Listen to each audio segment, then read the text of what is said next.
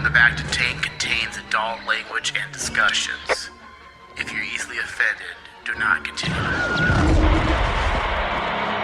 We would be honored if you would join us.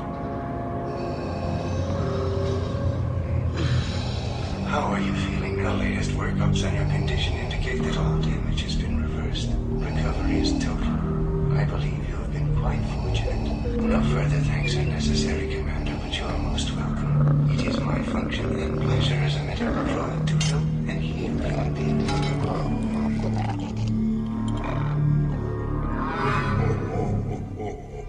I am a Jedi, like my father before me.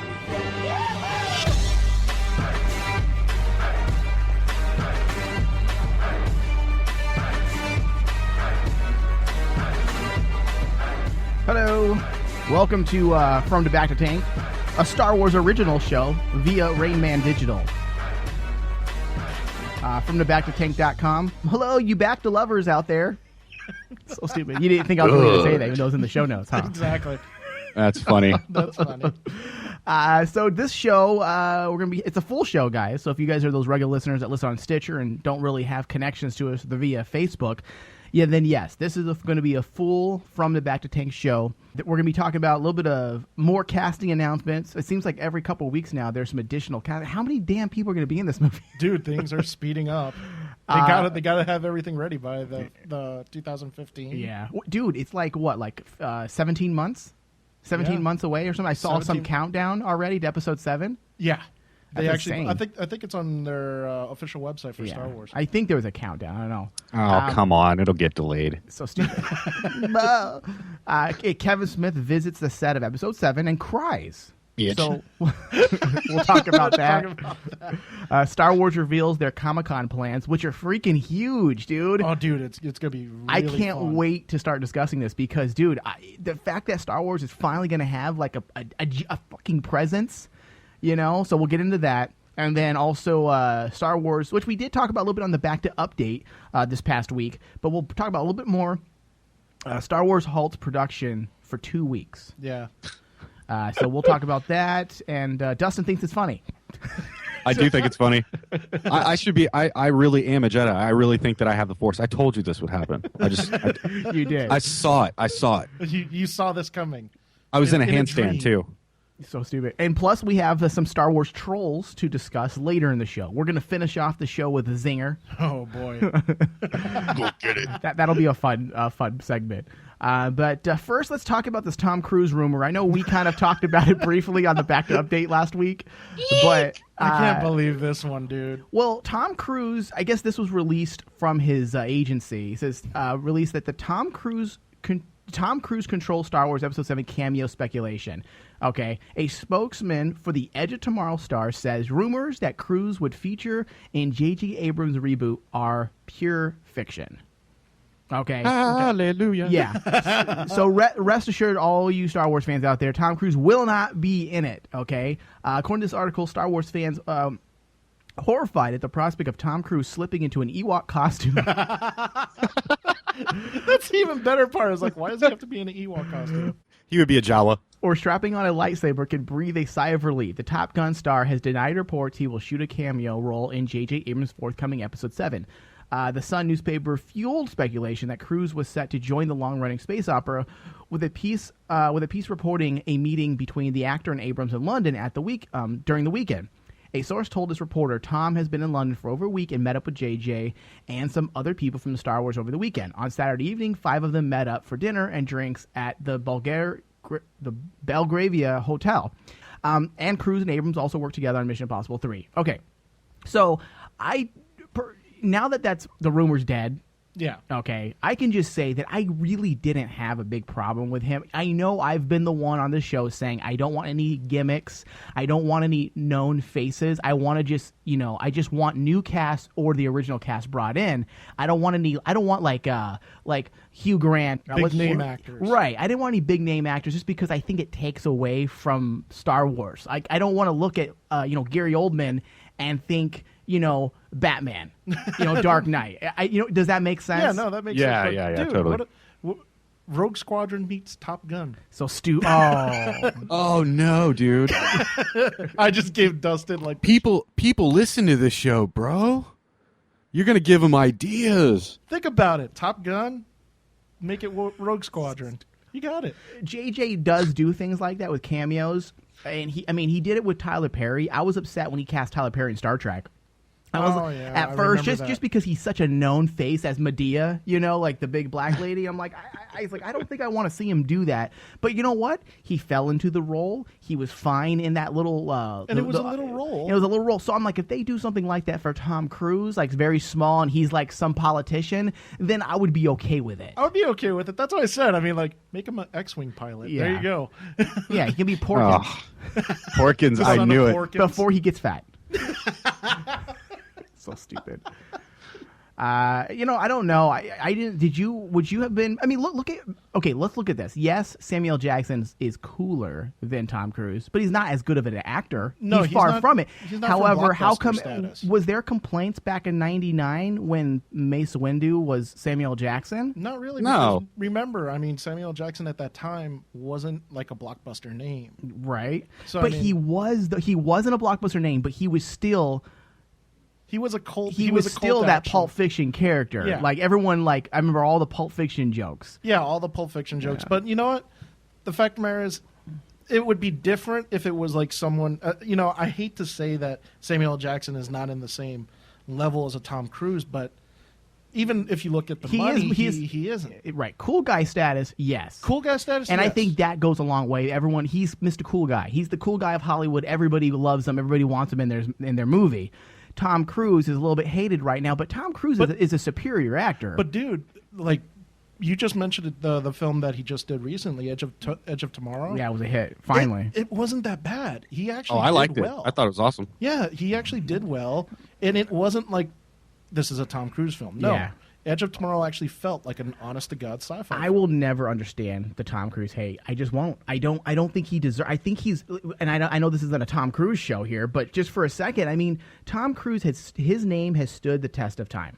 He's one of the few actors, one of the few handful of actors that's been around since he was a teenager, and not just been around and then died out for 10 years. He's been making films consistently for the better part of 30 years. Well, it's because, dude, I mean, we've talked about this on shows and off the air a lot of times, but unfortunately, Tom Cruise is one of those guys that is part of that circle. I Like cannot. the Oprah, the Justice Friends circles, where it's the big Hollywood, like George Clooney, Brad Pitt. Yeah.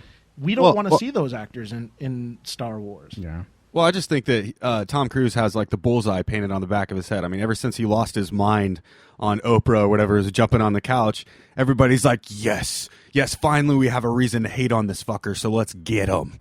How come Get 'em. everybody sounds like Darth Maul, Dustin? I sound like Darth Maul? No shit. At last, we will have our revenge. At last, we will have Tom Cruise. Oh, man. You know what? Let's go to a quick break, and then we're going to jump into the casting announcements. All right? We'll be right back. Alrighty.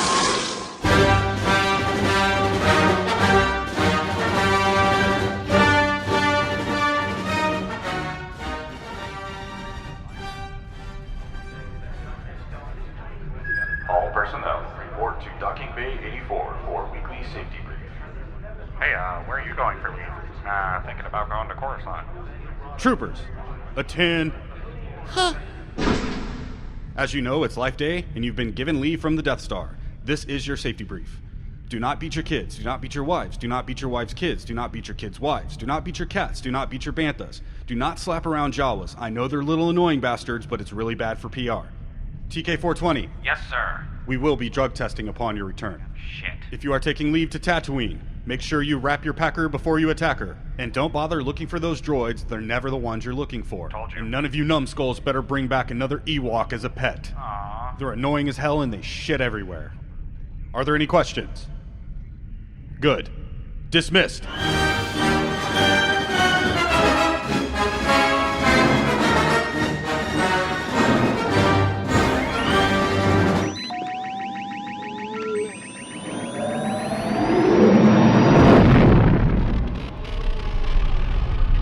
There are 10 million ways to kill Jar Jar Binks. Choose one. Number 1. How about my lightsaber?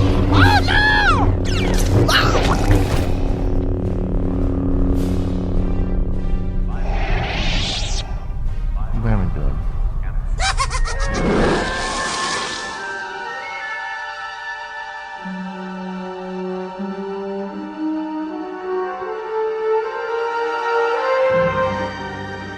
All right, we're back from the BactaTank.com.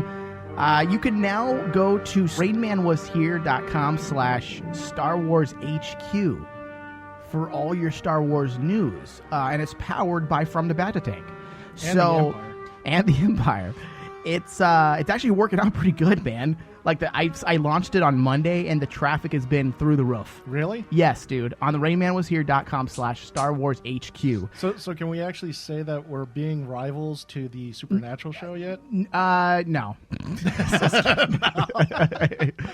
But Our skills are not complete. yeah, we're still Padawans compared to the Supernatural show. But That is true. But the you want to stay up to date on your Star Wars news, RainManWasHere.com/Star Wars HQ. Bookmark the page. It's more of an aggregator site. It's where I link stories. I don't have time to actually do my own story. I'm not writing, Star Wars Episode 7 news is so great to me, and my thoughts are, I don't have time for a blog.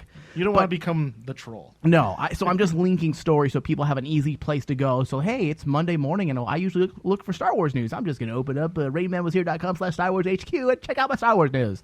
And that's what it's for. So it's been working out. I've got a few emails about it, how they kind of like it. They said it's kind of it's like a no-brainer for us. They're like, why didn't you guys do that sooner? And I'm like, I don't know. Because I drop the ball sometimes. We were doing stuff and things. Yeah. So, casting news. 2 unknown actors have been cast, which I like that. I like to find the unknowns. First one is Pip Anderson and Crystal Clark have officially joined the cast of Star Wars Episode 7. Disney announced in a press release on July 6th. Anderson is perhaps best known for his work as a parkour expert. Is that how you say that? Parkour. Hardcore parkour. Parkour. I don't even know what that is. Do we know it? It's like free running. Yeah, free running. Okay. It's kind of turned into this generation's martial art. Oh, okay, I do know what it is. Okay, so parkour expert who showcased his skills in a Spider-Man themed ad for Sony in 2012. Clark is also a relatively unknown actress. Her first feature film, The Moon and the Sun, will debut in 2015. So they're not it's not like, hey, I come in, I was working at the local Walgreens, and now I'm going to be an actor in Star Wars. It wasn't that type of unknown, because that's how all the stories originally were released. It was unknown. When you think unknown, you think, hey, they're nobodies completely. They were like Harrison Ford, changing carpet. Yeah. That's what he was doing. Or was he carpet cleaner? Was he a carpet cleaner or carpenter? Carpenter. Was he a carpenter? Yeah, he was like Jesus then. So, casting newbies in the anticipated Star Wars film shouldn't come as a surprise, as Daisy Ridley, another relatively unknown actress, is set to play a major role. On casting Anderson and Clark, Lucasfilm president Kathleen Kennedy said, "The Star Wars universe has always been about discovering and nurturing young talent, and in casting Episode 7, we want to remain absolutely faithful to this tradition. We are delighted that so many traveled to see us at the open casting calls, and that we have been able to make Crystal and Pip a part of the film." That is pretty cool. Can you imagine, dude? They're on cloud 9 right now, man. Traveling over there to London for the audition, and you're like, meh, just came back with a win. Dude, they're set for life. They're pretty much set for life. Yeah. I mean, look at Mark Hamill, dude. He's pretty much lived off Star Wars for 30 plus years. But dude, let's reel it back though, because it's great that they're nurturing young talent and stuff like that. But come on, the first 3 films, we all kind of agreed that some of that young talent really didn't deserve to be there. What happened to the nurturing Kathleen Kennedy of poor Jake Lloyd? Jake Lloyd. He's all strung out on meth now. Where was the nurturing then? It's not right. It's not fair. Oh, man. I wish somebody said this at a press conference. Excuse me, Kathleen Kennedy, just in regards to what you just said about nurturing young talent, how is Jake Lloyd doing? How's Jake Lloyd doing? Whoops. Whoopsie. Oh, man, that's so messed up. It was not specified which roles the two newcomers will play. Anderson and Clark will join the previously announced cast of Daisy Ridley, Harrison Ford, John Boyega, Lupita Nyong'o. Nyong'o. I actually looked it up on YouTube to see how to pronounce her name. Yeah. Are you serious? Yeah. And it is Nyong'o? It's Lupita Nyong'o. Okay. Try saying that we're having sex with her. Oh, I love you, Lupita Nyong'o. Nyong'o. Stupid. Disney also announced that the film's production will be halted for 2 weeks, which we discussed in the Bacta update, in August because of Harrison Ford's injury on set. Star Wars Episode 7 is still scheduled to be released, though, on December 18th, 2015. So, Yeah. yes, they're delaying production, but they're not delaying the release date. Yes, trolls, relax. Yes. Simmer down. Simmer down. Well, the thing is that we kind of we really went in depth on this, but in the grand scheme of things, it doesn't really matter in a big budget like this. If this was like an indie film, that was, and not even, let's say a low budget movie. Let's say it was a $5-6 million movie, and you took 2 weeks off, you're fucked. You're fucked. You're going to be fired. You're going to be the producers are going to fire the director. They were going to bring in another director. The bank is going to want to make a bunch of changes. Whoever's holding the money in the escrow account, they're going to want to change everything.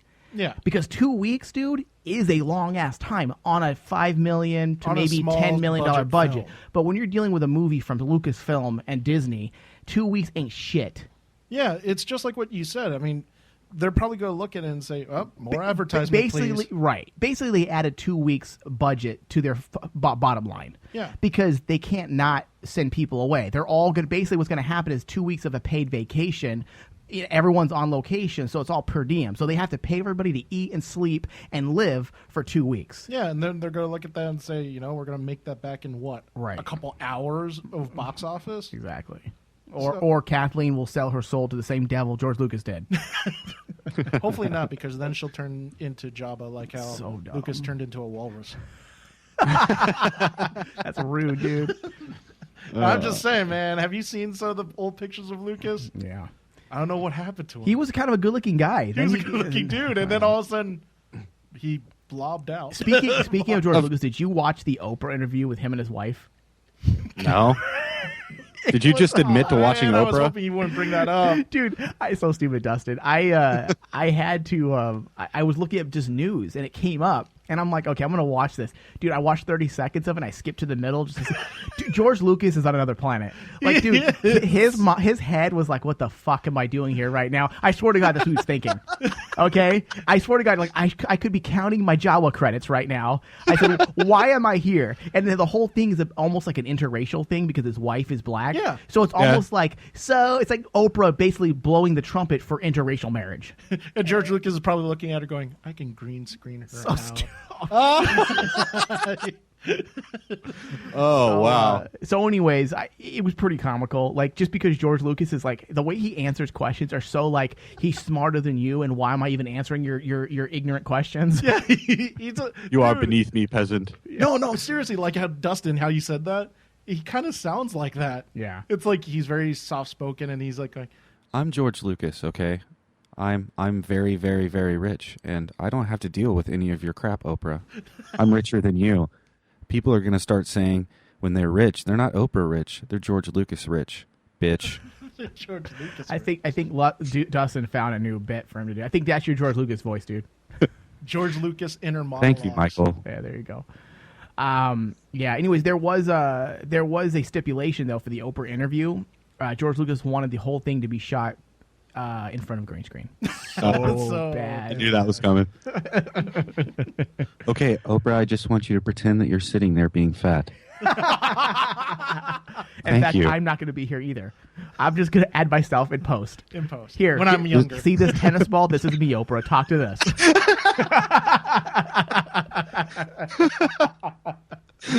Oh my God. Okay. Now,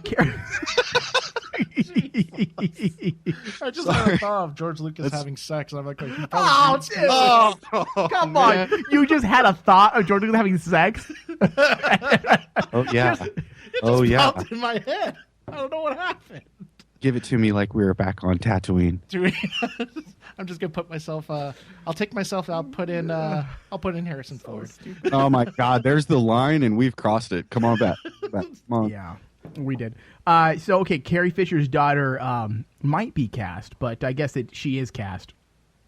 We did again covered this briefly in the Bacta update, but I figured we'd cover it again.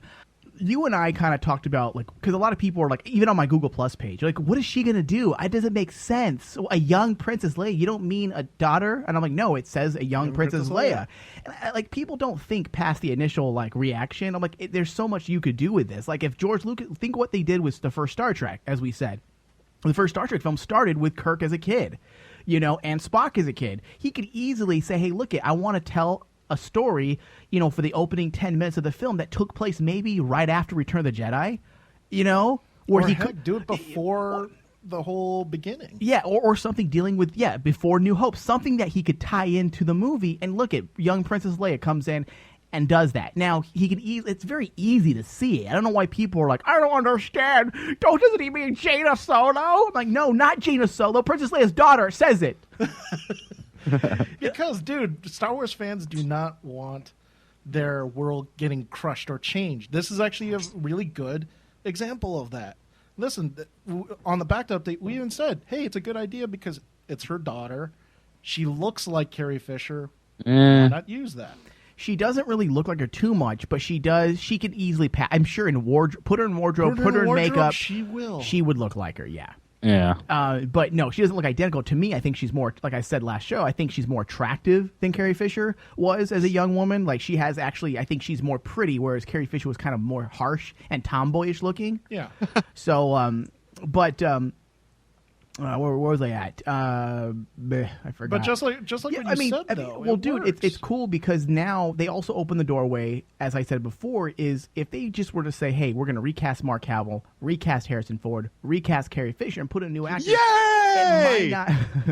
It might not have gone over well with a lot of Star Wars fans. Okay, it's like, oh, you're replacing them? I don't know if I like that. So instead, he's introducing them now, okay, as older people, but now if they want to, if they start doing younger versions in this movie after they've already cast Harrison Ford, it'll be so much more easy to digest as fans if they decide to make another movie down the road, like a prequel to this, or even a standalone movie on Princess Leia or Harrison Ford. Like, look, we've already cast them in Episode 7. You saw a young version of her. Now we're going to use this young version and make a standalone film. Exactly. It'll be.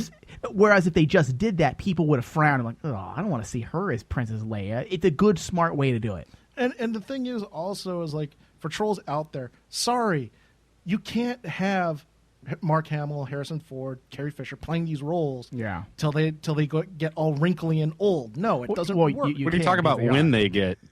Exactly. What do you mean, bro? Like, well, look, Carrie Fisher, I think it's fair to say escaped Jabba's mouth and emerged. It's okay. She's doing fine him. now. She totally did.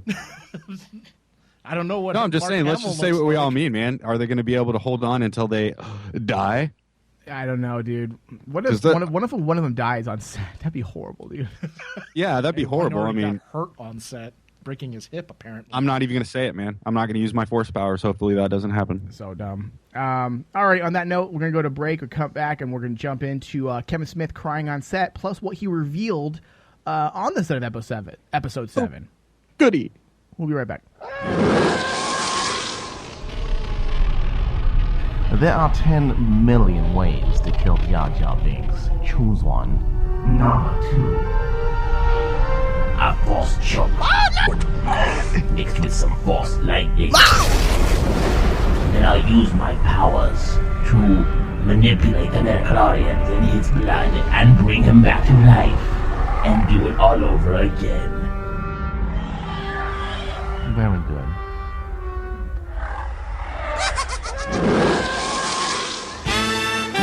This is Star Wars from the Bacta Tank exclusive. What you didn't see. Now, young Skywalker, you will die.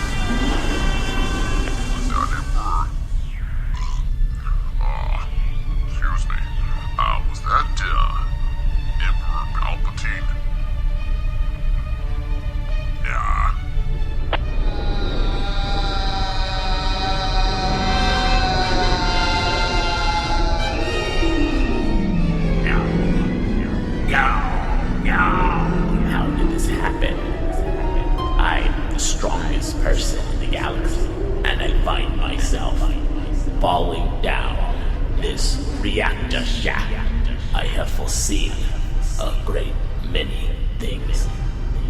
Why did I not foresee this? What is this? Now, a vision comes to me. No. You.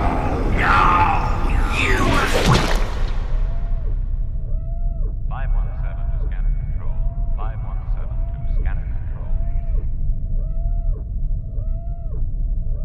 316.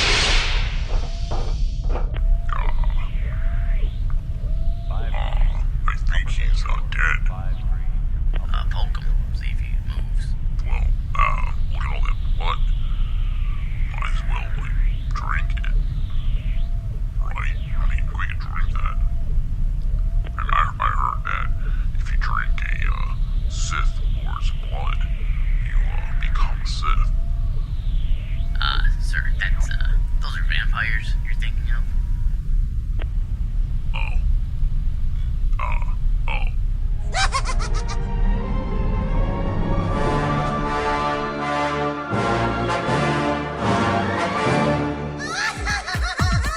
The rebellion will be crushed.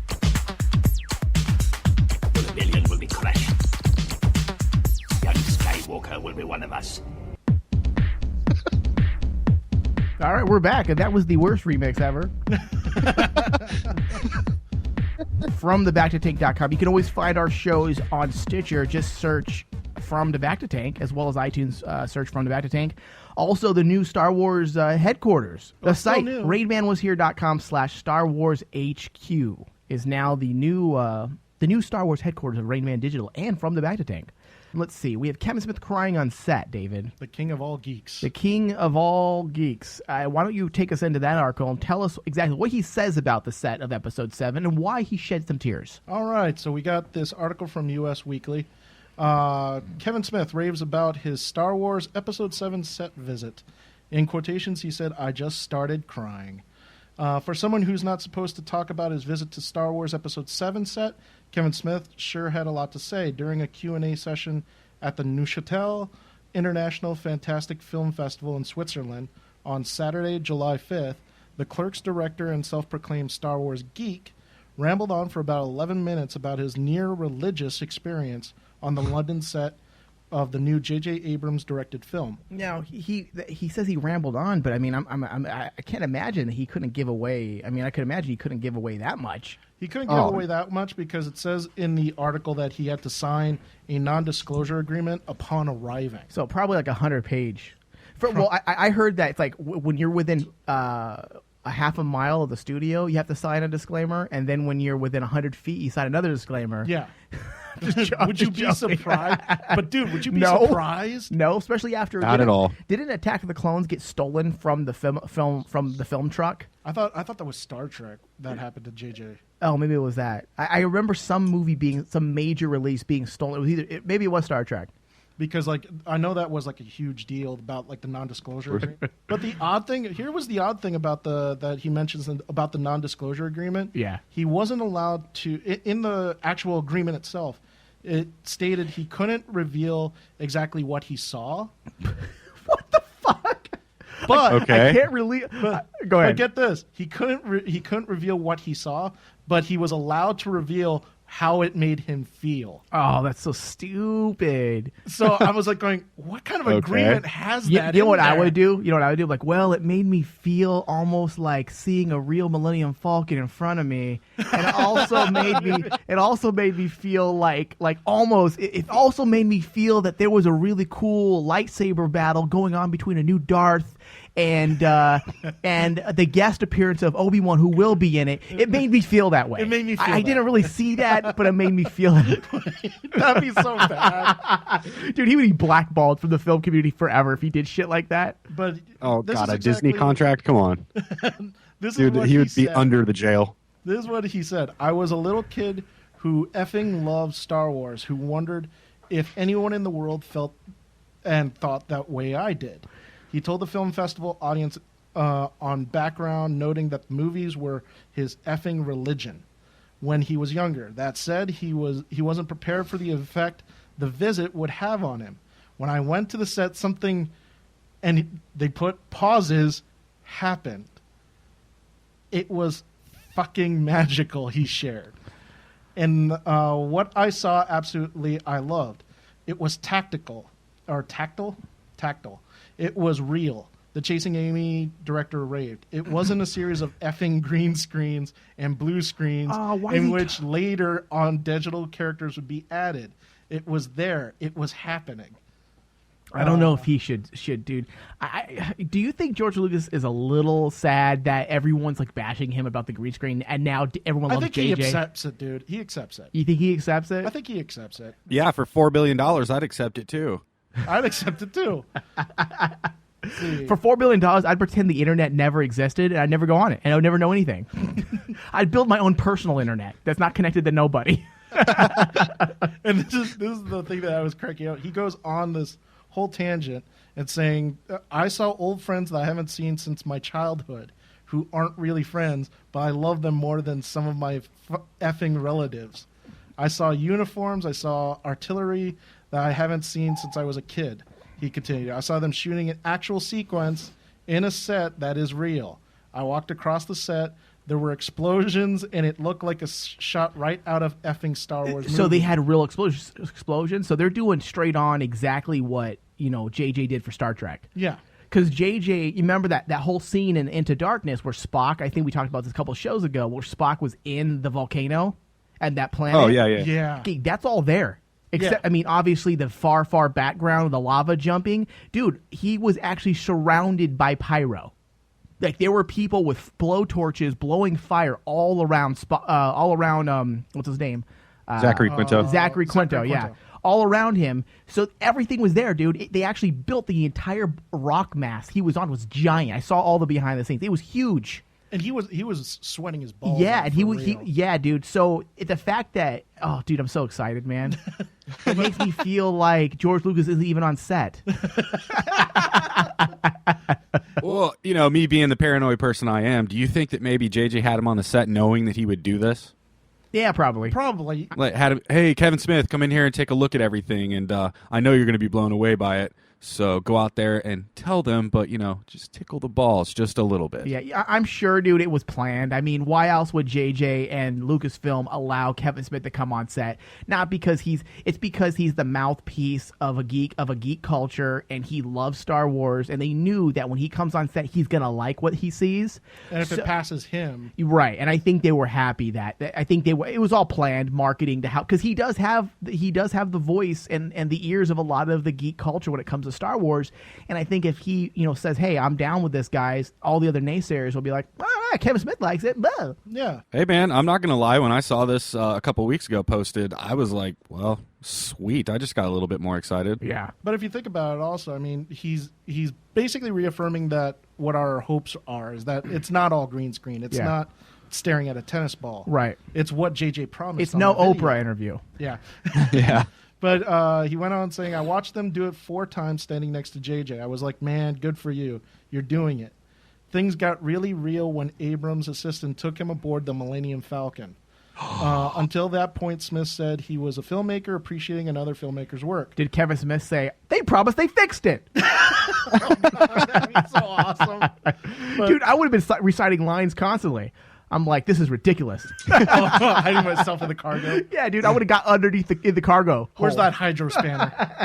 Dude, I would have loved to just sit in the cockpit for just once and throw it into hyperspace. Just once. Just once. But the moment he set foot on the ship, he was a kid again. His words exactly, my foot went on the landing ramp and 10 years dropped off my life. Took another effing step, another 10 years dropped off my life, he recalled. Take another step, I'm a effing 18-year-old again. I take another step, 12. I take another step, I'm effing 9 years old when Empire Strikes Back comes out. And then when I get to my effing last step, I'm 7 years old standing on the ramp of the Millennium Falcon. And all that shit is I thought about myself and know about myself to be true was effing gone. And I just started crying. I was connected to my childhood in such a primal way. Of Abrams, Smith added, he's building a tactile world, a world you can touch. And he's replicating it with all the love of somebody that has the world's greatest collection of Star Wars figures. It's like the Field of Dreams, and if JJ builds it, we're going to come hard. He's pulling it off. Oh, That was a terrible line. Yeah. But you know what, dude? I'm telling you, I don't want to get my hopes up, dude. But I don't. Honestly, I absolutely love J.J. Abrams as a filmmaker. I think he is one of the few mainstream directors, because he is mainstream, that knows his shit. He's not just, hey, I'm going to make a movie. He's a fan of fandoms, if that makes sense. He understands fandoms because he is a fan of certain things. I mean, the fact that the guy has never shot one movie yet in a digital form, not that I have anything against digital format. I like digital format, but the fact that he hasn't, that everything he shot is film, and they're shooting Star Wars in film in 35 millimeter, like the fact they're doing that shows me that the guy understands the style of filmmaking. Well, that he gets it. Well, don't forget about the second article that you want to bring up. He's not just shooting it on 35. Right. He's shooting it specifically also certain shots for the IMAX. Well, see, I'm sure that's Disney wanting to do like some bullshit, like, oh, we gotta have an IMAX scene. But the whole thing isn't being shot in IMAX. It's certain, I think, from what I was reading. Take us into that article if we want. Are we done with the Kevin Smith article? Yeah, that was the end of the Kevin Smith article. And the IMAX article is not that long. Okay. All the IMAX article basically says is it's actually from moviehole.net. And all it is basically a picture of a tweet that Bad Robot posted. It's saying, such a sweet picture, dude. Best format ever, or hashtag best format ever. And it shows an IMAX camera. Over Dunes. Over Dunes. Yeah. So wow. It looks like we're going back to Tatooine. Of course. So, Yeah. Seems some of the bits in 2015 Star Wars Episode 7 will be IMAX ready, according to a tweet from J.J. Abrams' production company this morning. And that's all it says. And honestly, I'm psyched about it. I hope like they don't do like what Lucas did, where he tried to shoot an entire movie on IMAX. Okay, this is what Chris Gore said on Twitter. He started laughing. Okay, he says, I guess he found out that they were going back to Tatooine, of course, and he wrote, "Tatooine is the Middle East of Star Wars universe. They're always going back there, even though they know they shouldn't." Oh, Dude, that's brutal. I'm not gonna lie, I laughed pretty hard, dude, when I saw that. So you know what? Honestly, dude, I don't think we need to go back to Tatooine. You want to see other planets. There is a lot of history there with Star. I mean, that's where Luke and Anakin. I get it, and Obi-Wan went to exile there, and a lot of history revolves around Started that. there. But dude, it's a universe. There's a universe. But you got to figure out that there. basically, where would be the one place you would think Luke would actually go in his later years? He'd probably go back home. Do you think you'd go to Tatooine? Dude, like, remember in Return of the Jedi, he actually looked at Han and basically said, "This is my home." That's true. You're going to die here, you know. You're going to die here, you know. You beat me to it. I used to live here, you know. You're going to die here, you know. Pretty convenient.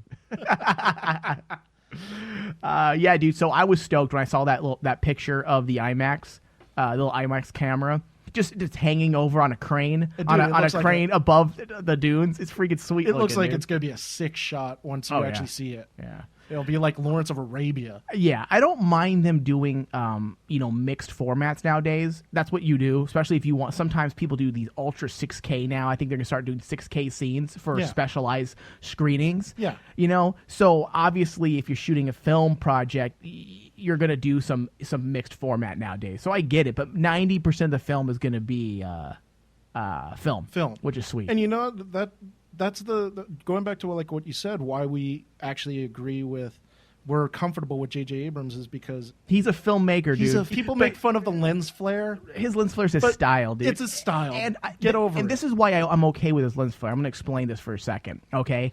Because he's not using a plugin.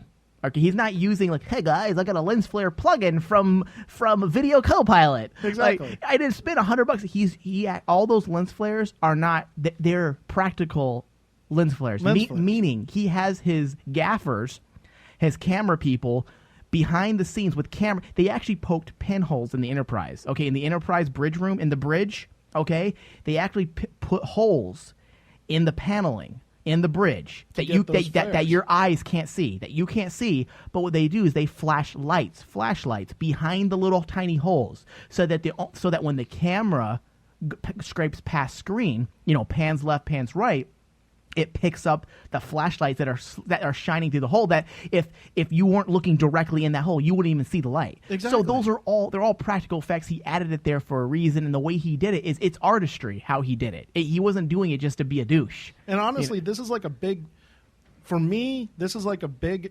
glorious middle finger to everyone who thinks that filmmaking is getting easier and basically it's all digitized. You can do green screen, you can do chroma keying. Yeah, you could do that stuff.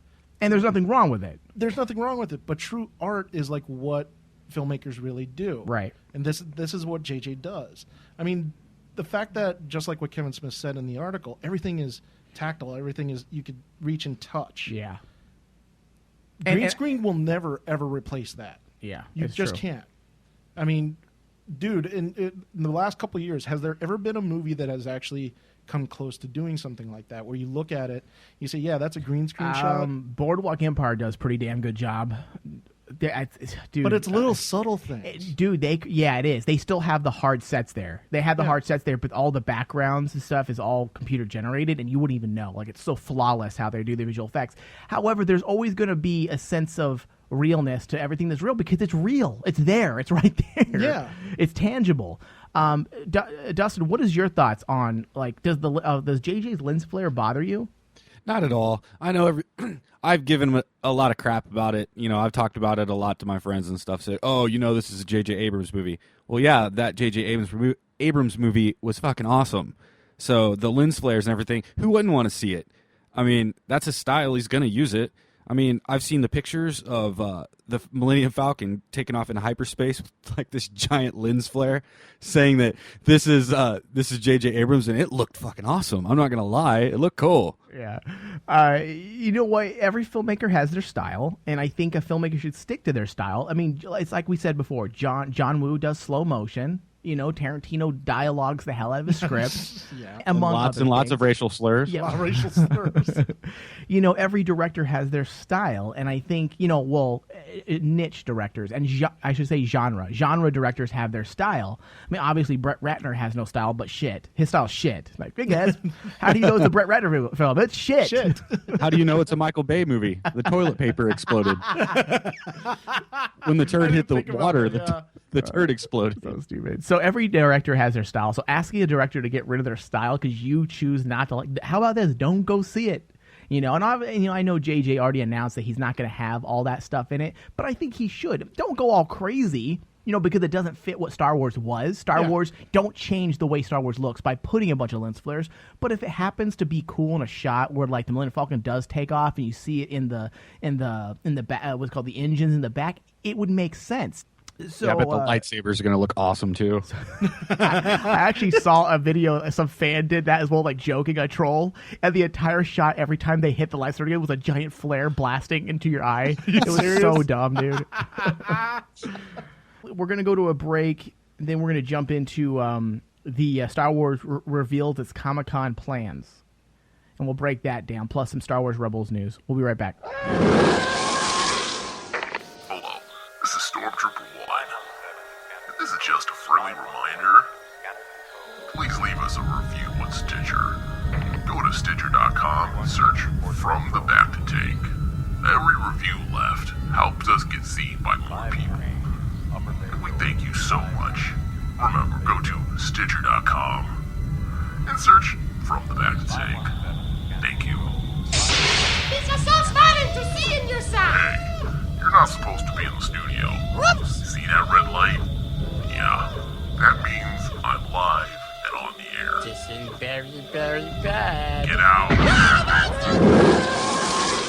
And now, a message from the God who created Star Wars.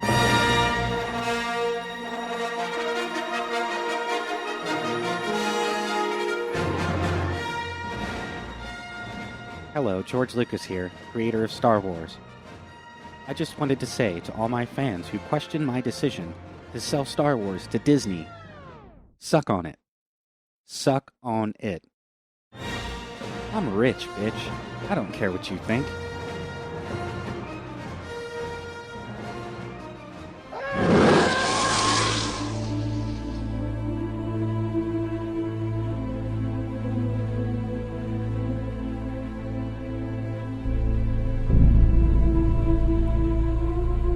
Dude, every time I hear this song, I freaking get all excited. It's one of my favorite Star Wars songs. Yeah, it's the one I used for that fake commercial. Yeah. All right, we're back from the Bacta tank. Stitcher and iTunes search Star Wars from the Bacta tank. Oh God.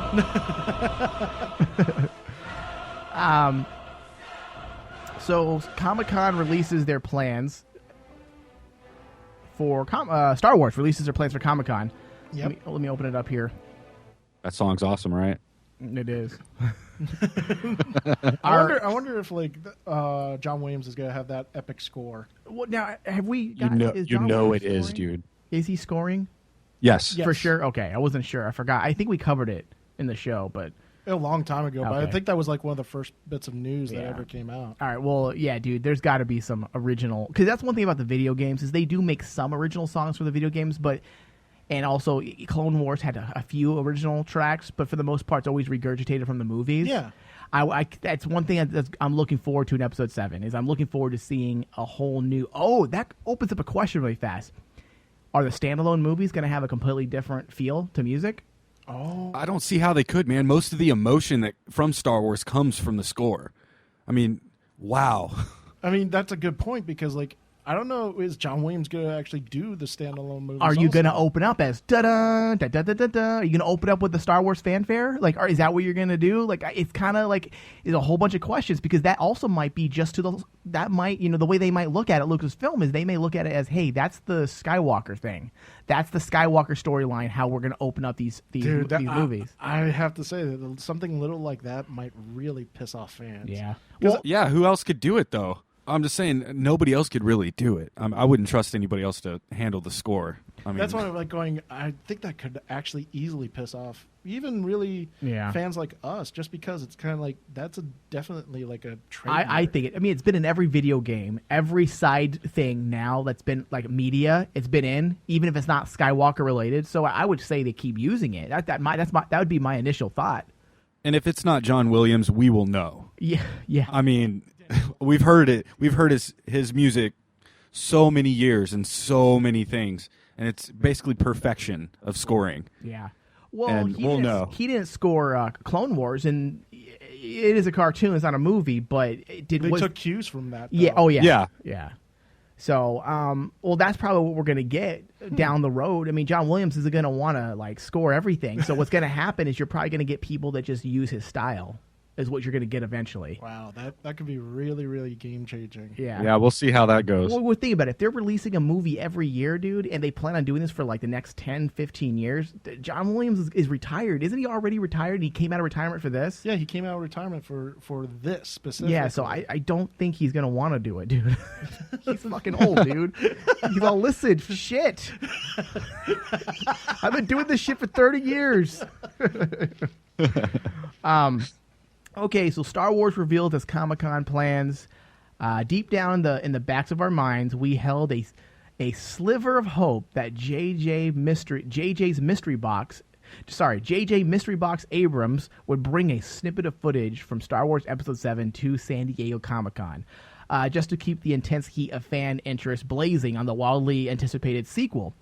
But reports have now surfaced that Star Wars basically is skipping Comic-Con once again, dashing the hopes of young Jedi's everywhere, according to cinemablend.com.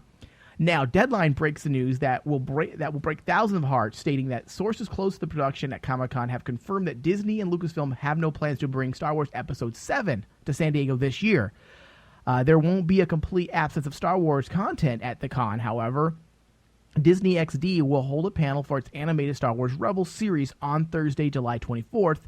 That panel is expected to include executive producers Simon Kigberg, as well as actors Freddie Prinze Jr., Steve Bloom, Taylor Gray, basically the entire cast of Star Wars Rebels. So what they're doing, including upcoming CGI, they're going to show upcoming CGI animated series. They're going to show parts from the new show. Now, So Star Wars Episode 7 is going to be missing. Okay. Maybe. The thing I'm going to say You think about they're that, going to do something? because if you know how San Diego always runs, Mm-hmm. they always have one big surprise. Actually, a couple big surprises that always happen. So you think they might show something? They might. I mean, they're already shooting. How hard is it to put together like 30 seconds of a lightsaber igniting? Like, I'll be honest with you guys. And then my dick will ignite shortly afterwards. Like, honestly, because I'm going to Comic-Con this year for the first time in like 3 years. I actually looked at the list and I started actually figuring out, okay, What's Dustin doing over there? Are you okay, dude? I'm not doing anything. Oh, I thought you were laughing or something or choking or something. I was like, what's going on? No, I heard like a choking in the background. But What? I was looking at the schedule and actually trying to figure out where exactly they could put like a big surprise, like all of a sudden. And honestly, they could. Hall H does have like a couple of panels that a couple of the filmmakers or like a producer here from Star Wars is going to make an appearance, but it's for a separate project. Yeah. So Hall H is going to be the place to go, dude, Yeah. this year, because I guarantee that there has to be one thing of Star Wars that's going to happen. Yeah, I agree. Let's see. Also in this article here, is this the same article? They had a whole entire. If you go to, oh Jesus, I can't find it here. I'm gonna pause for a second. Sure. The article actually that Where's the article? There was a list of everything that was going on for the Star Wars, and I don't have that list now in front of me, for some reason. Good job, Mike. Hold on a second. Let me see if I can bring it up. You really think they'll reveal something? I think so, dude, because like every time I've gone to the Comic-Con before the 3 years, like I went 7 years straight to San Diego. Every single year a major thing gets announced. The two things that I'm anticipating this year is stuff about Avengers 2 Whoa. and Doctor Strange and Star Wars. What about Doctor Who? Oh, they're Don't always die. going to be they're always going to be like Whovians there, dude. Ugh. I'm sorry, Mike. I'm one of them.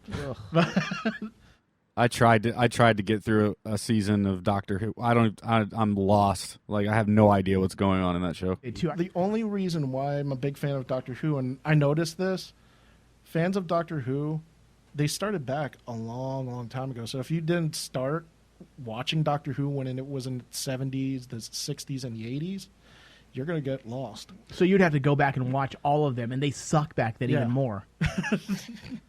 Yeah, you get to see cardboard cutouts. Terrible visual effects. No thanks. All right, here we go. I have... okay, so I guess even though Episode 7 won't be there, which just makes sense, dude, they have to make a big deal out of Star Wars Rebels because it premieres, in September or October? If the fall of this year? Which is all the Rebel stuff, dude. 2 months away, basically? We're going to be... How exciting is that, first off? That we're gonna get something new Star Wars already, dude. Yeah. And honestly, new stuff that we can actually throw onto the history books. Too. Yeah. Dustin, are you looking forward to Star Wars Rebels at all? Like, be honest. Yeah, I'll probably check it out. But you're not excited about it like you are Episode 7? No. I don't think it's ever going to be as exciting as that. Dude, no, but it's exciting because it's a new day. It's a new day. Dawn. It's a new dawn. That's what's interesting to me about it. It's new content. It's going to be new stories and things like that. So, yeah, I'm pretty excited about that. But Episode 7's pretty much got my balls in a clamp. Yeah. And that's what I'm excited about, too, is the fact that, dude, we've never seen... It's a whole new time frame that we've never seen in Star Wars. Yeah. You know, the between, Revenge of the Sith and New Hope. And that, to me, is what's exciting, that we're finally seeing something new. Finally, 30 years later, we're finally delving into the time frame that we really liked in Star Wars. Mm-hmm. So they're making a big deal. It's going to be all about Star Wars Rebels, basically. During the Comic-Con, they have on Thursday, July 24th, they're having the Heroes of the Star Wars Rebels from 6 to 7. They have a Lucasfilm special panel. They have Star Wars Rebels Continues the Epic Tradition. All part of that panel scheduled to premiere is in the fall as the 1 hour special telecast on Disney Channel. It will be followed by series on Disney. Okay, whatever. I think it was the Lucasfilm panel that I circled that basically... Star Wars storyboards, the original trilogy. I mean, dude, they have Hasbro Star Wars. They're having a panel between 12 and 1 on the same day. Star Wars New Dawn, about the new book, which is going to be the first official book that's going to be allowed into the official new Star Wars, what's it called? Expanded Universe. So there's going to be a lot going on for Star Wars for sure. But, dude, you're right. I wouldn't be surprised if they do something. Dude, it's only 17 months away. And I'm telling you guys right now, one of the things I always loved about San Diego Comic-Con, you don't know where the surprises are going to show up. The surprise is the surprise is that George Lucas is actually going to be directing. And then everyone just we gotcha. So stupid. But like honestly, like one of the biggest memories I have is like before Star Trek came out, or Star Trek 2 Into Darkness, there was a panel of like costuming, the Star Trek costuming for the new movies. They actually had footage of Star Trek Into Darkness and stills of all the costumes, what Khan ended up wearing. Yeah. They had all of that stuff, and it was a small panel. So you don't know where the surprise is going to be. It could be in the big Hall H, or it could be in a little panel like that one. That Lucasfilm panel is the one that I'm eyeing because that's in like a small room, and you're not going to be able to get a lot of people in that room. So, oh my god, they might have actually planned it where okay, we're gonna only let a very minimal amount of people see this. Yeah. Who knows, dude? I'm down. And so we have a new character is also revealed right ahead of the Comic-Con panels. Star Wars, Lucasfilm has released information on a new Star Wars Rebels character. He's very douchey looking. Yeah, nice mutton chops. Meet the Rebel Hunter, Agent Callus. I believe that's how you say his name, from Star Wars Rebels. Lucasfilm has revealed yet another character from the upcoming Star Wars Rebels, this time the rebel hunting Agent Callus, as voiced by David Oyelowo, Lincoln, Rise of the Planet of the Apes. I guess that's who he's from. You can watch a new video introducing the character in the player below. Star Wars Rebels continues the epic tradition of the legendary Star Wars saga. Okay. Now, they also released, along with this, they released a, what's that poster, dude? I always forget the name of it. Hold on Which here. one? I have it right here. They released a new Jesus. The famous poster designer.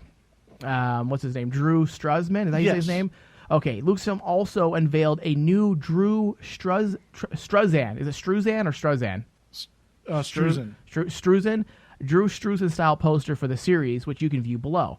Now, it's kind of like, the classic Indiana Jones and the old Star Wars style posters. Yeah. That's what they did with Star Wars Rebels. I'm looking at this poster, though, and it is cool. It's not the only reason why they call it a Drew Struzan Struzan style poster is because of the layout.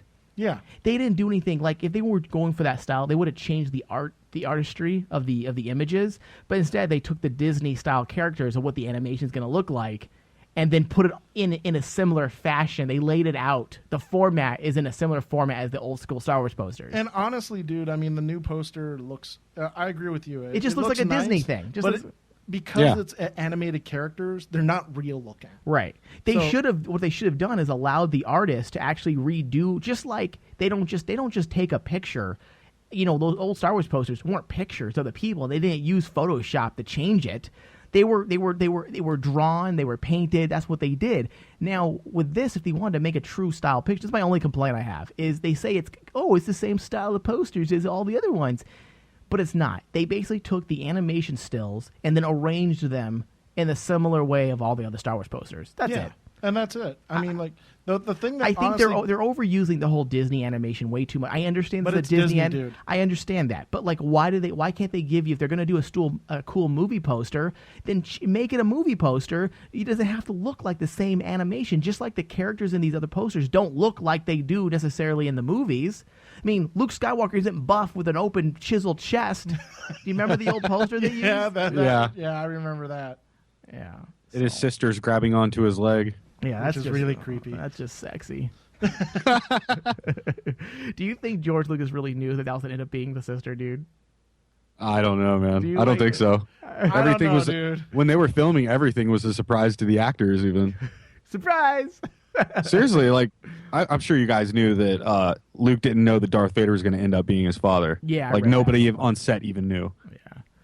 Like, well, how's that possible? He's voiced by a black man. I don't get it. And honestly, dude, I just looked it up, and there was a fan poster that copies Drew Struzan's art. Yeah, they did a fan poster. Looks 100 times better for Star Wars 7. Oh, really? Because it has Mark Hamill, Harrison Ford, and Carrie Fisher all on the side. They look really old, but it looks good. They're in wheelchairs. Yeah. Dude, he made Han Solo look like ancient. That's so funny. That's because he is. You know what? I saw a movie. Harrison Ford was recently in that one kids movie, Ender's Game. Yeah. Is what it was? Ender's Game? Yeah. Dude, Yeah, it was Ender's Game. He looked fine in that movie, dude. He looked like Harrison Ford. To me, he didn't even look old, dude. Like, yes, he's an older man.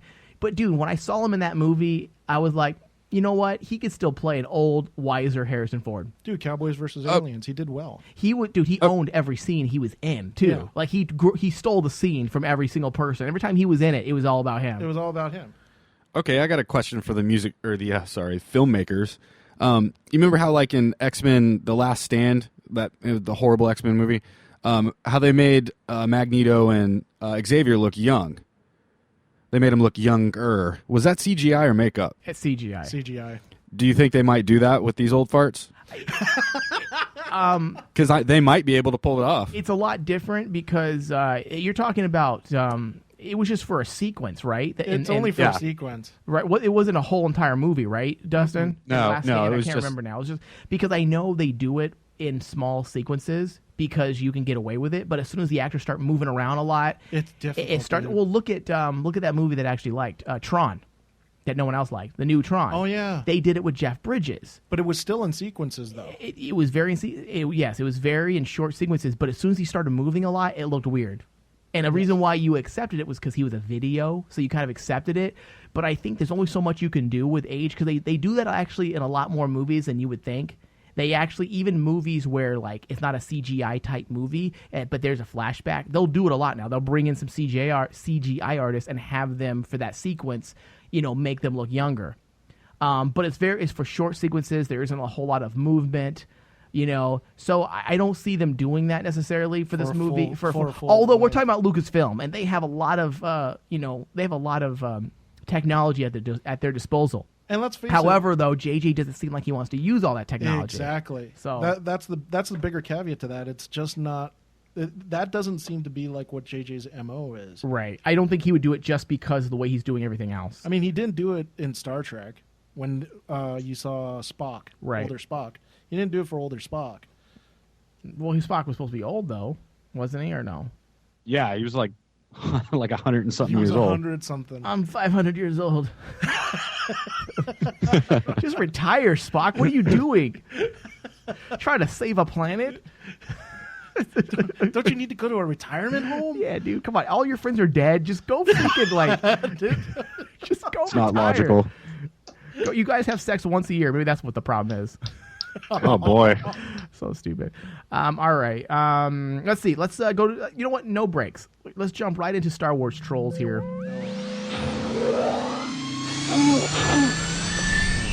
We are taking over this broadcast with a quick Bacta update. Yes, right this way, sir. Yes, you have a seat right here. You should be safe to do the broadcast here. I'm not quite sure this is legal. Don't worry, we have taken control of all forms of communication. It's okay because it's an important cause, and Obama says it's okay. All right.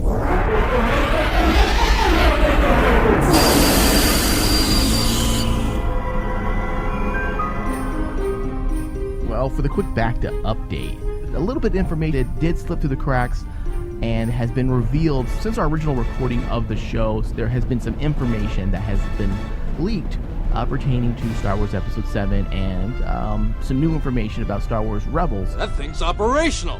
First off, let's start with Star Wars Episode 7. There is a new Star Wars Episode 7 plot details have been rumored and have been leaked online.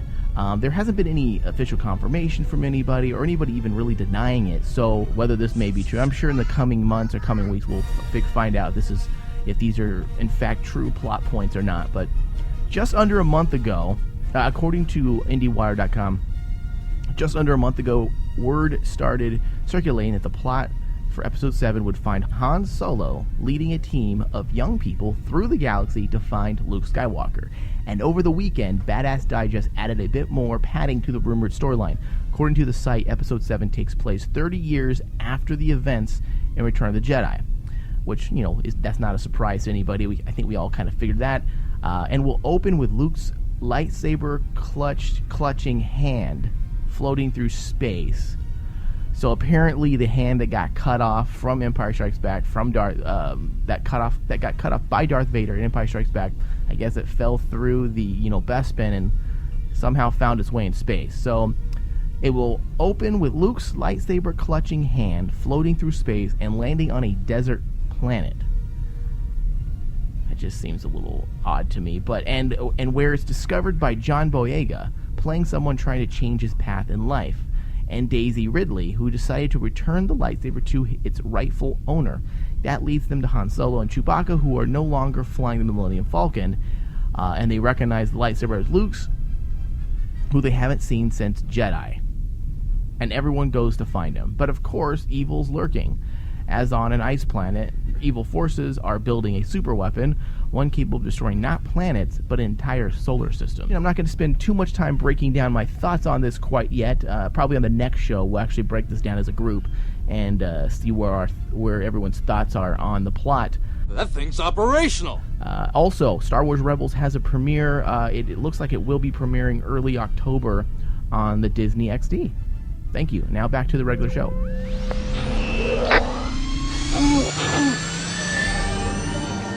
You're all a bunch of nerds. Star Wars? I don't get it.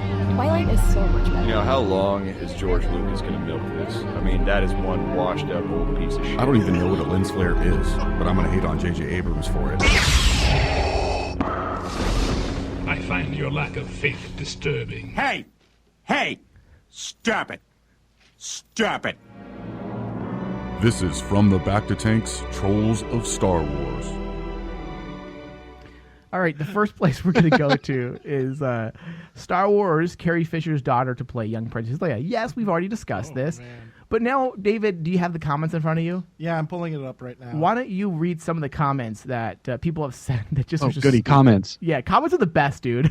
Oh, my favorite one is the first one that pops up, dude. What is First it? one. She's adopted, you morons. There is no genetic Wow, they did a good job adopting her. So stupid. And then the next one, she's not adopted. Where'd you get that? In my opinion, she looks more like young Debbie Reynolds. and then here's another comment. Who knows? Who knows? Someday Emma Watson's daughter may play the new Hermione. Oh, makes no sense. That's all. That's all. How does it not make no sense that she's playing young Princess Leia? Are people that ignorant? Like how does it not make sense? Because I know that's why I'm looking at this person's comment, and she goes on. Why would they need a young Princess Leia? I thought they'd go forward. Leia's daughter, perhaps, or you make this look like they're going to do episode 3.5. Are they going to do with a spinoff? That's so trendy. LOL. No thanks. No Hollywood. Straightforward. How is casting? Oh my god! Yeah. Oh my god! Yeah, because they had never in the history of filmmaking, even before everything went mainstream and nothing's but reboots and sequels, they never do flashback scenes in movies ever. So new. That's so new. 10 years before. Oh, that's never done before. Shut up. Oh no, the one thing that I crack up at is also, you could tell some of the trolls are just hating, and they there's one person says she isn't in quotations, aspiring actress. So clearly it's not an entitled role, LOL. Yeah. And I'm going, you just don't, you're pissed off because you don't get to play Princess Leia. Yeah. People are stupid, dude. I can read comments forever, but what's the next one we have here? 4 reasons. Oh, this is the most that one? This is the most hackish, uneducated when it comes to Star Wars article I think I've ever read. Okay. Well, dude, it's crack.com. Ugh. Okay, do you want to read it, David? Do you have it? Yeah, I got it right in front of me. Okay, start with number 4, obviously. Number 4? Oh, well, read the entire thing. Sorry. Okay.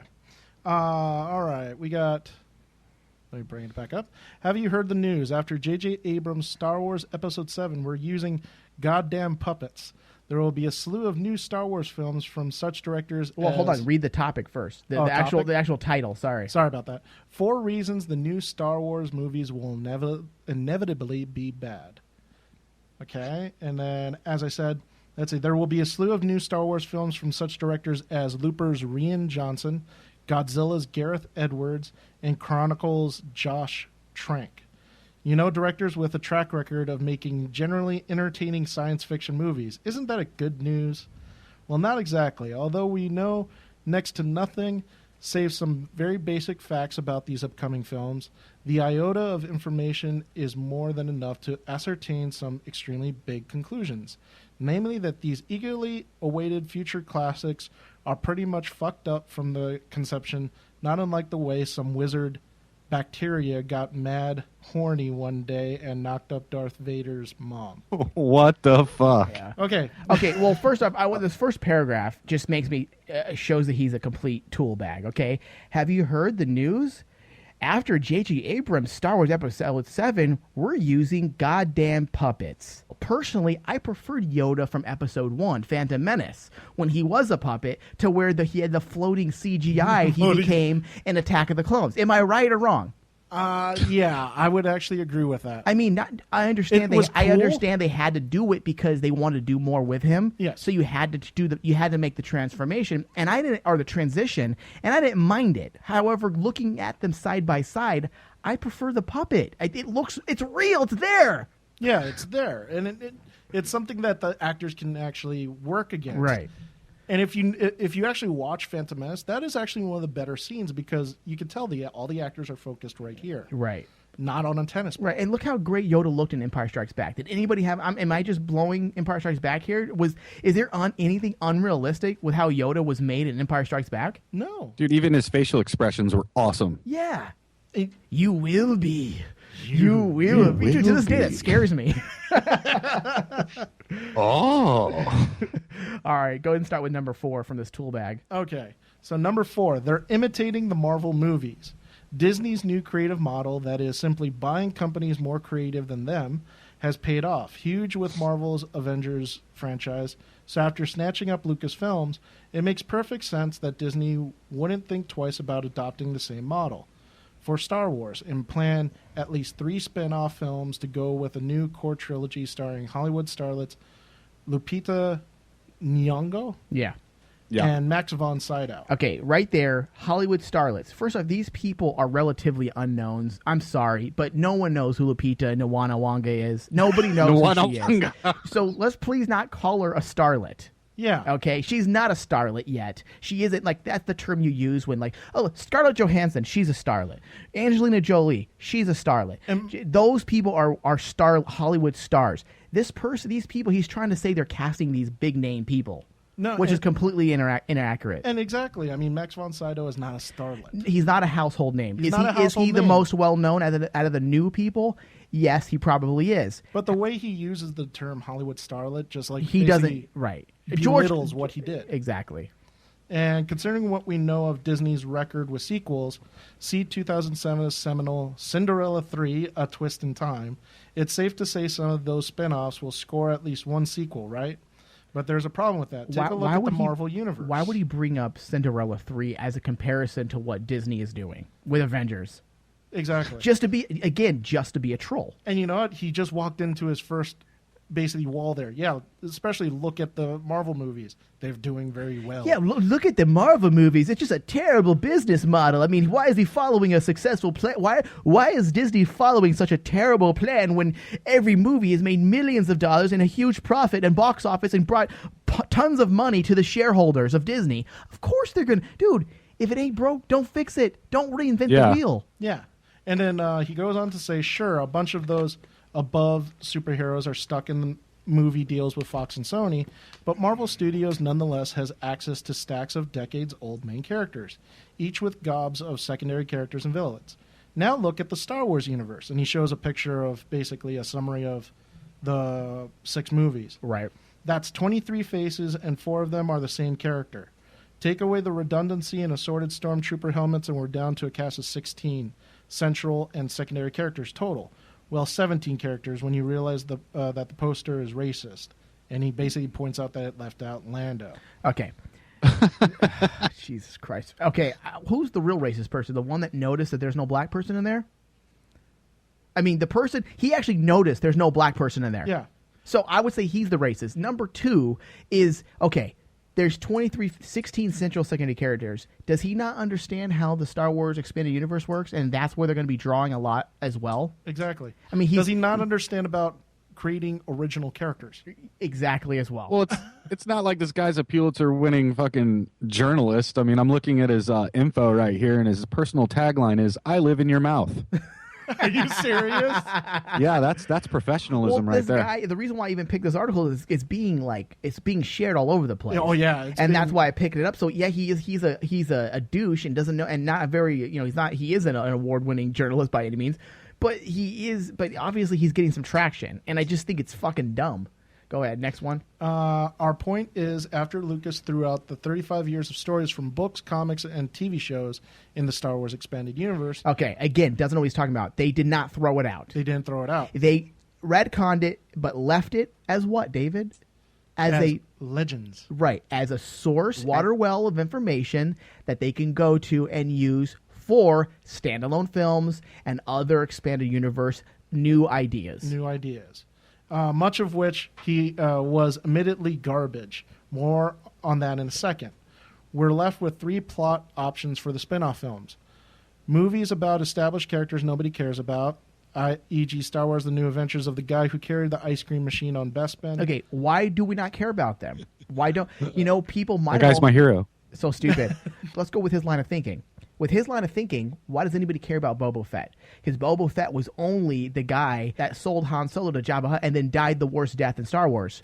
So why does everybody like Boba Fett? If with his line of thinking that nobody cares about these small side characters, Boba Fett's proof that people do care about these small, piddly side characters. Because Boba Fett is arguably one of the most popular characters in the Star Wars universe, right? Yeah, he's a character that every fan always wanted to know. And then all the bounty hunters on the ship of the Empire Strikes Back, any one of those people have always been interesting to people, always wondering their stories. You could either easily make them interesting and make a movie, or even take a look at the. Am I being way too Star Wars nerd here, or am I speaking the truth? You're actually no, it's absolutely true. It's absolutely true, because even take a look at not just the old movies but the new movies. All those Jedis. What about Mace Windu? Right.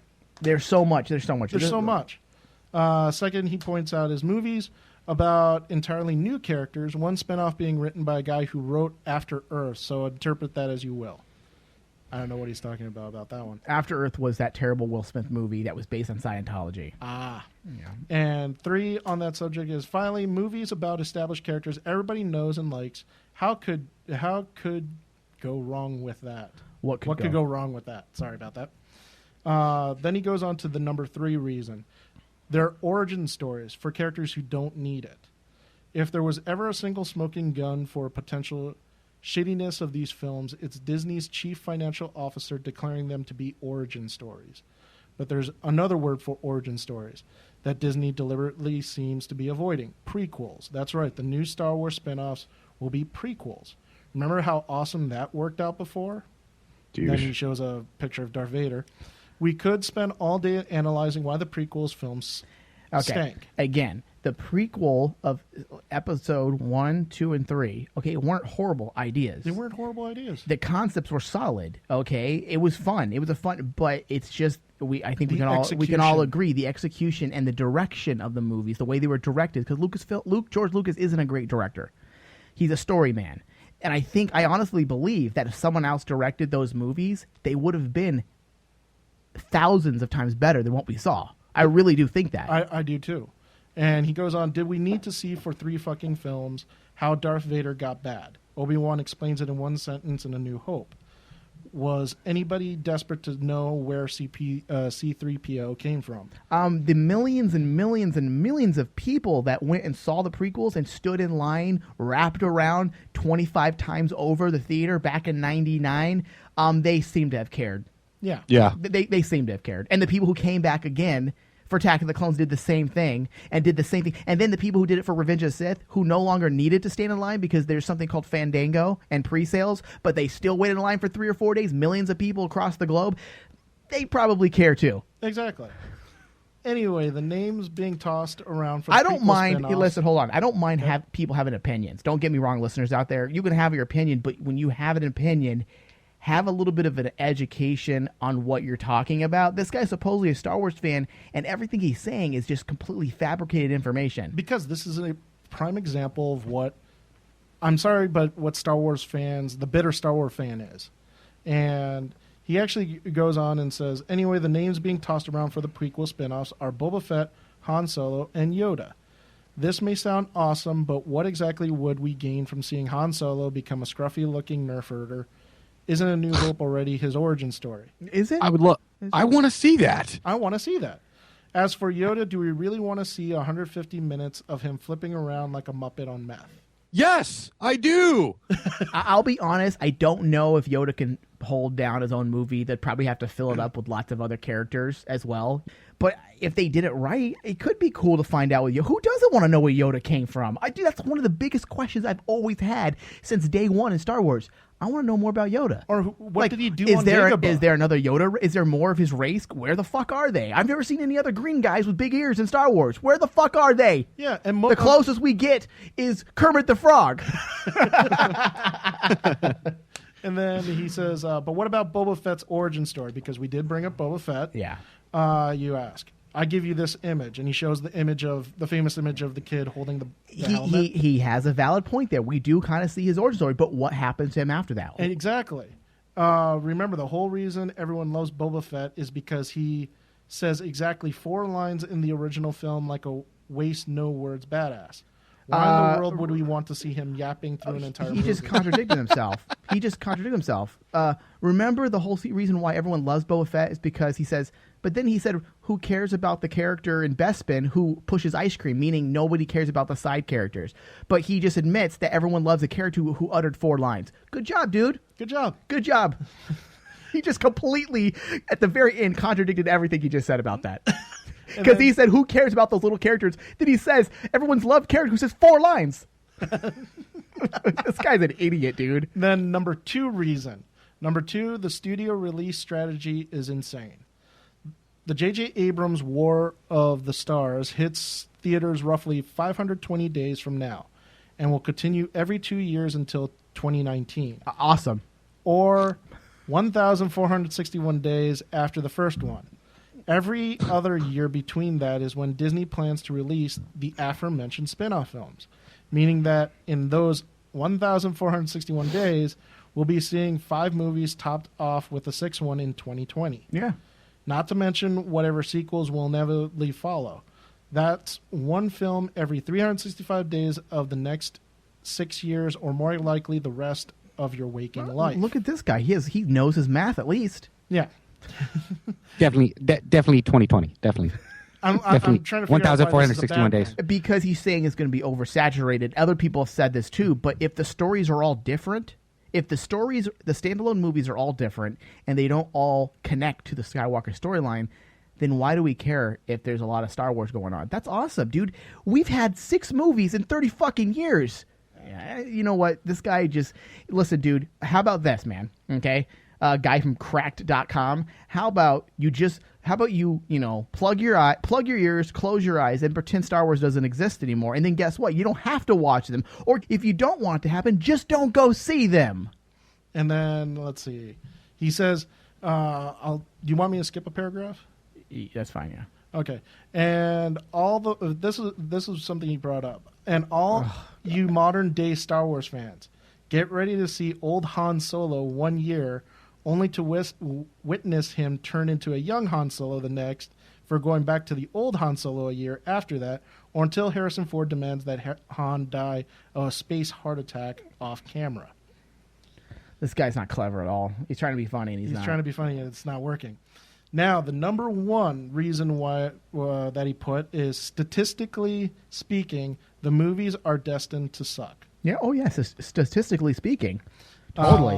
Let's see. Let's be brutally honest. Since The Empire Strikes Back, there really hasn't been an amazing Star Wars anything. Oh, my God. In the past 34 years... Okay, hold on once more. Oh, okay. man. Let's be brutally honest. Since The Empire Strikes Back, there really hasn't been an amazing Star Wars anything in the past 34 years. Dude, obviously something has amazed you in 34 years to where you have to sit and troll about it for 12 paragraphs. Oh, dude, but you're going to love what he says next. Sure, we got Knights of the Old Republic and Genndy Tartakovsky's Clone Wars cartoons and some well-received books here and there. But what else? Right out of the gate, there was the holiday special. And he's right about that. Followed by a bunch of completely unwatchable television shows, as well as an endless cornucopia of video games of varying quality control, including a Mortal Kombat-style fighting game where it took like 10 fucking hits with a lightsaber to kill a stormtrooper. That was an awesome video game, dude. It's something called the something of Tarakasi or something it was called. I remember I played the hell out of it. Aside from the terrible prequels, they also did a Clone Wars animated movie that is currently at 18% on Rotten Tomatoes. Hell, one of the last pre-Disney Star Wars project was a cartoon sitcom for kids that had 39 episodes in the can until it got buried for probably forever. Maybe it's time to admit that the Star Wars was just an exceedingly decent science fiction homage to a 1958 samurai film. Oh, trying to show that he knows something. Yeah, you looked that up. Yeah. We'd be just he finishes off by saying, "We'd be just as thrilled as you if these new movies end up proving us wrong. We really would. But when we're talking about a franchise with a cinematic batting record only slightly better than the videos Al-Qaeda put out, the smart money is not on the Wookiee." Fuck you. And also, yeah, you bring up the Clone Wars movie that we've talked about. Is this guy a Star Wars fan? I mean... However, because of that Clone Wars movie, it spawned a 7-season Star Wars cartoon called Clone Wars that everybody in the new generation latched on to. Yeah, that I'm sure that's not really a successful show. Yeah. Honestly, dude, yeah, just like what you said, I think this guy is this is the epitome of bitter Star Wars fans because he brings up all the bad stuff. Yeah, there have been some dark moments in Star Wars history. Yeah. I'm not going to say Of course, yes. I agree. It's been all roses. We make fun of it constantly. But there's one thing that's different about us, is that we are true fans of Star Wars because we don't sit here and we make jokes and poke fun in good taste. I guess. Good taste. Yeah, it's not there saying, "Oh, George Lucas sucks dick and Star Wars sucks. They should ever fuck Disney for doing this." We're happy that Disney bought it because that means Star Wars. If Disney didn't buy it, we would not be getting no Star Wars. It'd be gone forever. Yeah. So this is a good thing for Star Wars fans, and I think that if you look at the track record that Disney has and you look at it honestly as a troll, quit being a troll for a second, and look what Disney has done with the Marvel franchise, okay? For the most part, there has been some ups and downs. Not all the movies have been perfect, but for the most part, they got a really good thing going, and they're doing it very well. Not one movie has bombed in their new versions of keeping everything connected. Nothing has bombed. They've all been well received pretty well for the most part. And that's all we can hope for the Star Wars movies, to have something that we could sit down and not be embarrassed to say that we liked it. Yeah. You know does that make sense? The thing that the thing I like to tell this guy is like, what, do you want it to sit on the shelf and nothing happen with it? Yeah. Because, okay, then the fandom dies. Yeah, and this is what a lot of people, and I feel sorry for the people that are getting behind the camera for these they're making don't feel sorry for them, they're making lots of money, but I feel sorry for them because do you know how much they're being attacked probably, dude? Like even JJ, like I try to stay away from it, and I'm like, guys, if you don't like it and you want to relive the old days of episodes 4 through 6, then dude, go lock yourself up in your room and watch them over and over and over and over and over. And just do that. Why do you got to sit and complain and make it a point to make sure everybody else can smell your shit? Exactly. I always took, a long time ago, I always took offense to what George Lucas treats the Star Wars fans because he doesn't treat us very nicely. No. Let's be honest. He's out now, and I'm glad. But I hate to George say it. Lucas had a very good reason, a very good point. If you want to see the original movies, take them out in VHS. Yeah. Till then, this is what I'm putting out there. Yeah. Sorry, I'm at least getting my franchise out there. Yeah. Man, I still watch the original. I watch all the Star Wars movies every time, and I always find parts that are still just as inspirational as they were when I was little. Yeah. And even the prequel movies, though, man, I watch that, and I enjoy it. I mean, I make jokes about Jar Jar. Dude, he is obnoxious, but he honestly, to me, doesn't ruin Episode 1. He really doesn't, dude. I think the biggest thing they probably could have taken out of Episode 1, there's 2 things they could have done to make that movie better. Took out the fucking race scene. The Pod racing. The pod racing scene was terrible. Okay, This is pod racing. The idea of it was cool. The race scenes itself was cool, but the entire stupid aliens and the goofy cartoon aliens they had running around, it was dumb. Take that out. Take out all the stupid ending scenes with Jar Jar. Like there was 4 scenes where Jar Jar's accidentally killing the robots or battle droids. Yeah. Okay, take that out. Cut out 10 minutes of the pod racing scene. Cut it down to 3 minutes or 4 minutes, and guess what? The movie would have been that much better. Yeah. Hoodoo! You know, let's look at Attack of the Clones. Take out the entire ending scene where C-3PO, this is such a drag. You know, where he's having to die, Jedi dogs, die. Take out that scene, and guess what? You have a pretty good movie. Yeah, that was a badass scene. You have a pretty good movie. Take that scene, because to me, that's the biggest thing that destroyed and ruined Attack of the Clones for me, is that you have a giant, awesome Jedi fight scene, and you have C-3PO acting like an idiot, running around, and you didn't need to do that. And you know what the funny part is, man? Lately I've been noticing that we look at the prequels and we hate on it, but now it's actually kind of fun making jokes about it. It is. It is. So it's kind of like the prequels, that love is different than what we have the love for the original Star Wars trilogy. Yeah. The prequels is just like we look at it and we just got it's like the little retarded kid that you pat on the head. Oh, dude, simmer down. So stupid. But I think we're going to get off our soapbox now. That's just my own defense of Star Wars. I just get, I know I'm a little bit of a troll sometimes, but we love Star Wars, and I hate seeing articles like this being circulated, and the fact that it's being shared, and I read it, people are like, well, why are you reading it if you don't want it to be shared? I'm reading it because I want to prove a point at the stupidity of these people who don't really understand the concept of a business. Number one, you have to, first off, you criticize how Disney's doing things. It's a business, guys. Yeah. They have to make money. They spent billions of dollars on this franchise. They're going to make money, and at the same time, we're going to get some cool shit out of it. And honestly, dude, I mean, if we don't read it and we just continue letting the trolls have their way, this is different. This is different than basically, like just walking away. If you continue letting the trolls have their way, they're going to continue on. Yeah. You need to actually put the trolls in their place every once in a while. It's true. And honestly, that's what I love doing.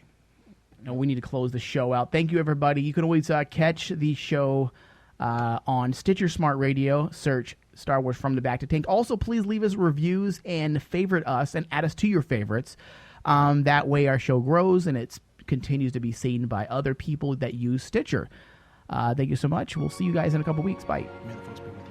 Later. Thank you for listening to From the Bacta Tank. And From the Bacta Tank is executive produced by Michael Flores and Dustin Lucas. Hosted by Michael Flores, David Zabal. You can find out more about our show by going to www.fromthebactatank.com. You can also find us on Twitter at FromBactaTank, as well as Facebook, facebook.com/FromTheBactaTank.